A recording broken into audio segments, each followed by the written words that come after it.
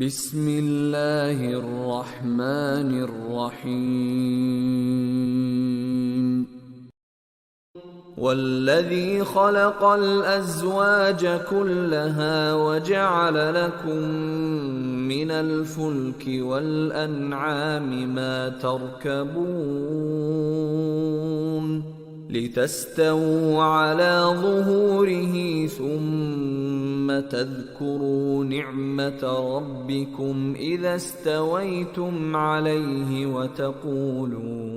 وتقولوا سبحان الذي سخر لنا هذا وما كنا له مقرنين